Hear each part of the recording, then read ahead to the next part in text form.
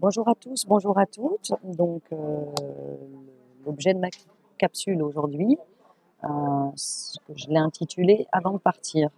Donc, avant de quitter votre pervers narcissique, homme ou femme, hein, peu importe, euh, j'ai quand même quelques astuces et conseils à vous donner. Euh, voilà, j'ai vécu pendant 25 ans avec un pervers narcissique introverti, qui sont considérés comme les plus dangereux. Et quand je suis partie, c'était bien en dessous de ce que j'avais imaginé. Donc, voilà, j'ai été pourtant voir des associations de victimes. J'avais quand même mis en place certaines choses, mais sur le tas, j'ai pu quand même développer des choses et réfléchir après. Donc, je tiens à vous donner ces astuces, ces choses à faire et à ne pas faire. Donc, il y a quand même, avant de quitter cette personne, il y a plusieurs préparations à avoir. C'est important pour que vous ne partiez pas sur les rotules et que vous ne craquiez pas complètement pour avoir quand même un fond pour pouvoir vous relever euh, et de quoi faire le minimum.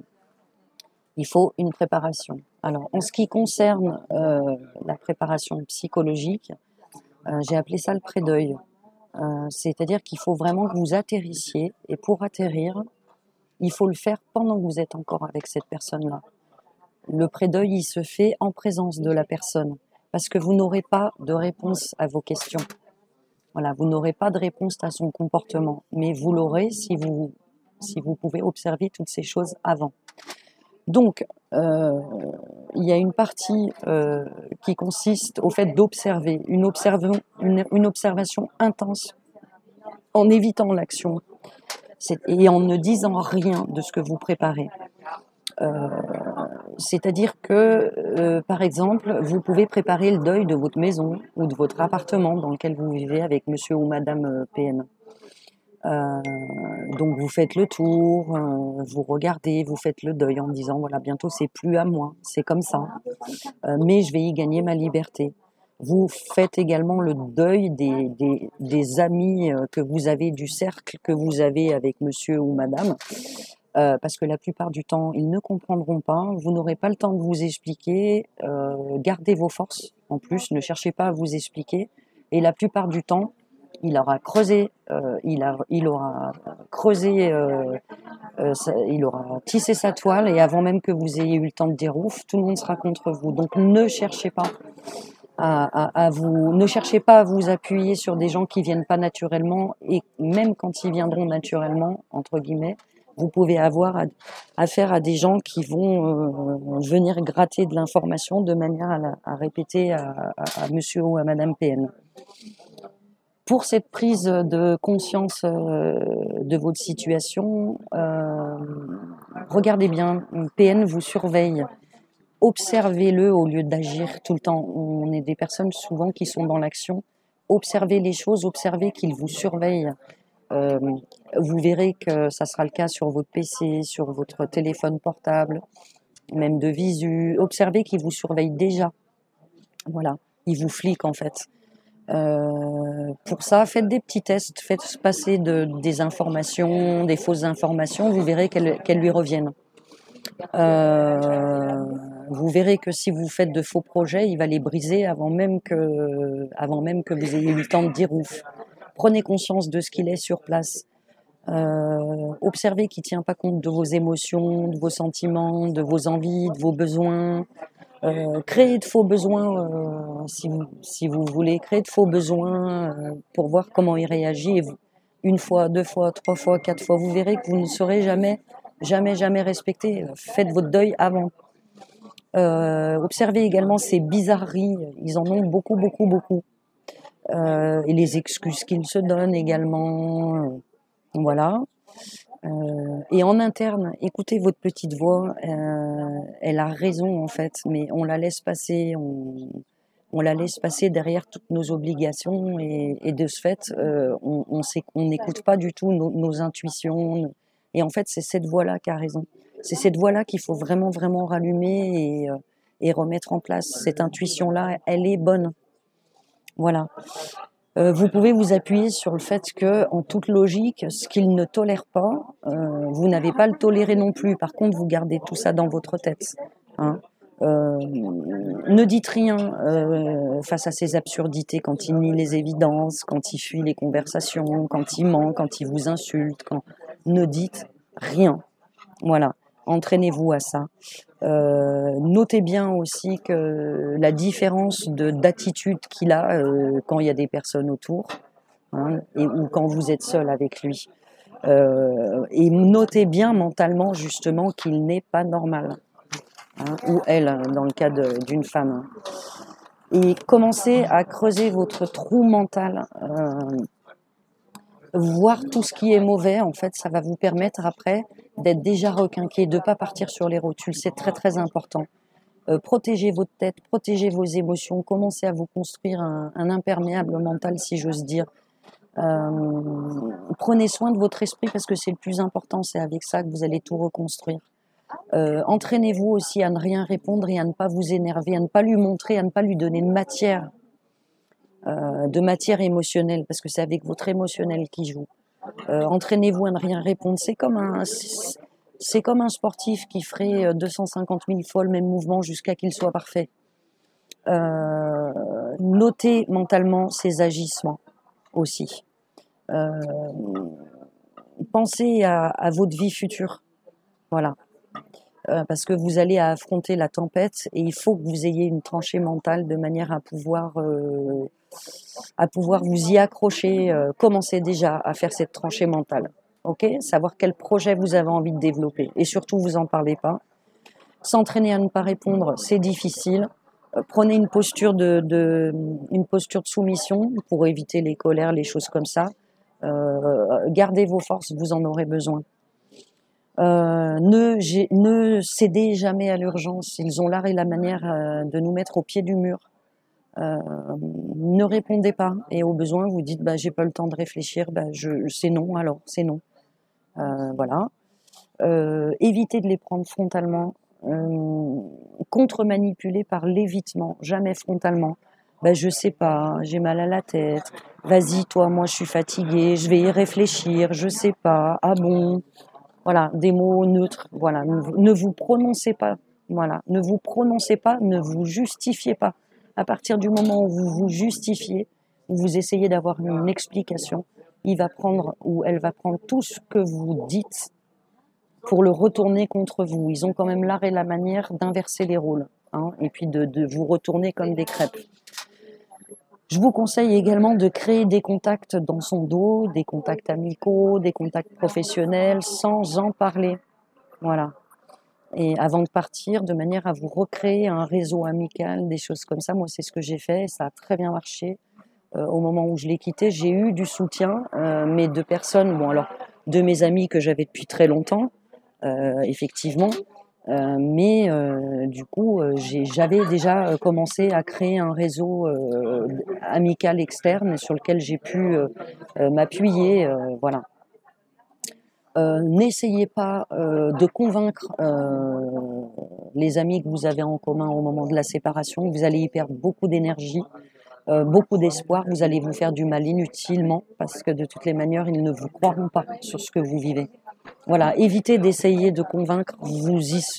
Ça fait 3 ans et demi que j'ai quitté monsieur.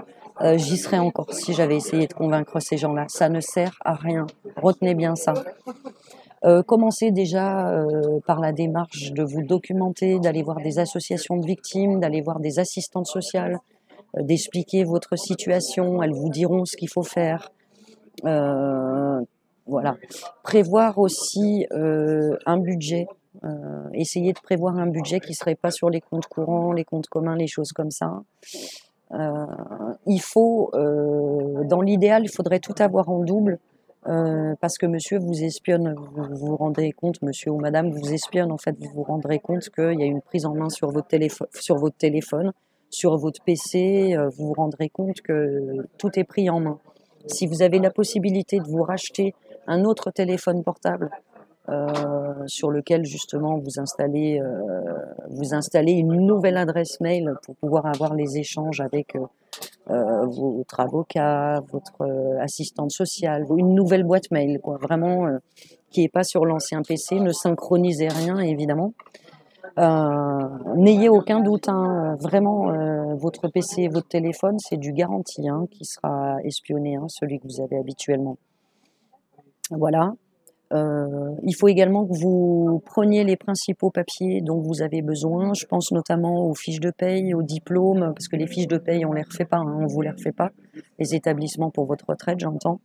Vos diplômes, photocopie des impôts si vous êtes marié, ou alors, si vous n'êtes pas marié, prenez vos fiches d'impôts. Enfin, vos papiers importants, prenez-les parce que ils vont jouer là-dessus.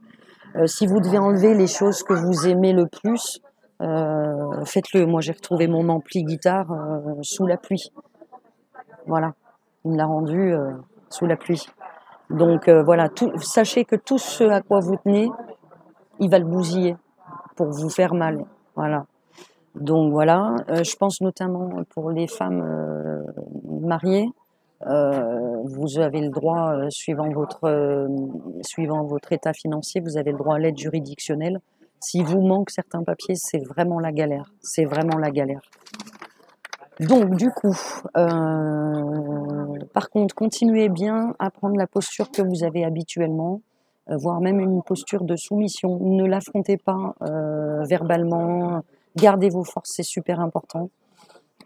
Donc continuez à être ce que vous êtes normalement pour qu'il se doute de rien, sinon vous aurez à batailler encore pour quelque chose qui est inutile. J'ai appelé ça la technique de l'araignée morte et c'est pas mal. Ne montrez pas que vous vous préparez et gardez ce trésor à l'intérieur de vous. Hein, comme quoi vous vous préparez à partir, cause toujours mon coco, voilà, j'en ai plus pour longtemps à te supporter. Pensez dans votre tête quand ils vous insultent, continuez à penser dans votre tête quand ils vous insultent, chantez au besoin. Moi, je chantais dans ma tête quand ils m'insultaient et qu'ils me faisaient des saloperies. Voilà. Et puis personnellement, j'ai pas dans la technique de l'araignée morte, je me suis pas fait jolie du tout. J'ai l'habitude d'essayer toujours d'être pépette. J'aime bien les bijoux, les choses comme ça. Et je me suis mis en crado poulot, donc je traînais voilà. Et même si j'avais un rendez-vous et que je m'habillais, je rentrais avant lui et je me mettais en crade, en jogging, en pas coiffée, voilà. Je faisais exprès, quoi. Donc voilà. Au niveau de la préparation matérielle, en tout premier lieu, si vous n'avez pas le permis, passez-le. C'est super important. Passez-le dans son dos, évidemment. Si vous avez la possibilité d'acheter une voiture, achetez-la. Mettez-la à votre nom, surtout. Pas à vos deux noms, à votre nom. Et si vous avez la possibilité de la garer chez quelqu'un, si vous n'avez pas eu le permis pendant tout le long où vous étiez avec monsieur ou madame, je pense notamment aux femmes, certaines femmes qui n'ont pas le permis, laissez-la chez des amis. Vous la prendrez au moment où vous partez, pas avant. Faut pas, moins il en sait, mieux c'est. Voilà. Contentez-vous de le laisser penser que vous êtes à terre.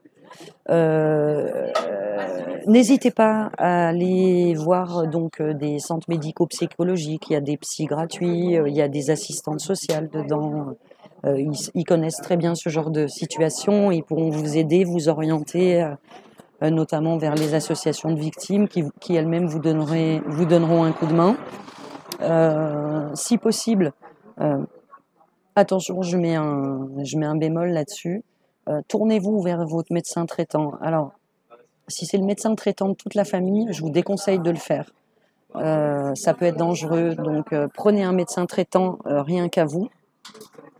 Je sais que c'est compliqué, hein. Moi j'ai mis un certain temps à pouvoir changer de médecin traitant et j'ai trouvé quelqu'un de génial qui m'a beaucoup aidé.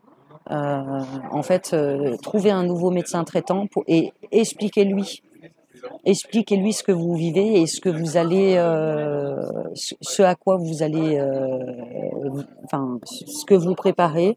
Expliquez-lui qui vous donne un coup de main au point de vue médical, j'ai envie de dire, parce que vous aurez vraiment des hauts et des bas. Et il y a des moments où vous serez très très faible. Si ça vous est possible, ouvrez un compte en banque en dehors de la banque où vous êtes habituellement. En ce qui me concerne, il a bloqué tous mes comptes. J'avais déjà pas grand-chose, mais il me les a bloqués, mes comptes. Donc ouvrez un nouveau compte. Prévenez tout ce beau monde, banquiers, médecins, etc., de ne surtout pas envoyer de courrier à votre domicile. Je pense notamment que si vous ouvrez un nouveau compte dans une nouvelle banque, ils vont vous envoyer vos codes chez vous. Prévenez que ça soit pas le cas. Moi, j'ai pu aller les chercher à la banque. Je les ai fait envoyer à la banque que j'avais choisie. Voilà. Sinon, donc qu'ils n'envoient pas de relevé chez vous aussi, hein, que tout se passe par Internet sur votre nouveau téléphone, par exemple. C'est le mieux. Donc en fait, il faut prévoir un nouveau téléphone avec un nouveau numéro. Toutes les personnes importantes pour vous, vous les mettez dans les contacts dans votre nouveau téléphone. Moi, j'ai commencé par un téléphone. J'ai pas pu m'acheter un PC tout de suite. Voilà. Au besoin, si vous ne travaillez pas, postulez un travail, mais sans lui le dire si c'est possible. En fait, vous lui dites que vous cherchez du travail, vous lui dites pas que vous en avez trouvé et vous faites verser votre salaire sur votre nouveau compte. Il y a vraiment des choses à faire avant parce que je vous assure qu'ils sont mauvais quand on les quitte. Ils sont vraiment, ils sont d'une cruauté sans nom. Voilà. Avant de partir, prenez un disque dur externe, prenez tout ce dont vous avez besoin sur votre PC portable, vous le mettez sur un disque dur externe, vous prenez votre nouveau téléphone, vous laissez l'ancien derrière, même si c'est un iPhone, même si, laissez tout ça derrière. Vous serez traqué et tout ce que vous aurez fait, ça n'aura servi à rien. Donc laissez votre téléphone, laissez votre PC, c'est pas grave. C'est pas grave. Ou au pire, vous les prenez, vous les offrez à quelqu'un de votre famille ou enfin quelqu'un qui n'est pas concerné ou peu importe, mais vous ne les prenez pas vous-même. Avant de partir, enfin au moment où vous partez, il y a deux choses à faire. Déjà, au moment vraiment où vous avez tout mis dans votre voiture et vous partez, faites vérifier votre voiture par un garagiste pour vérifier qu'il n'y ait pas de tracker sous votre voiture. Moi, c'était le cas parce que vous auriez fait tout ça vous aurez fait tout ça pour rien sinon. Donc, moi, ils l'ont mis sur le pont. Ils ont vérifié effectivement, il y avait un tracker. Donc, ils l'ont enlevé. Je l'ai mis dans ma voiture. Et j'ai demandé à un monsieur qui avait la même voiture que moi, même modèle, même couleur et tout, enfin qui lui ressemblait beaucoup, même POC.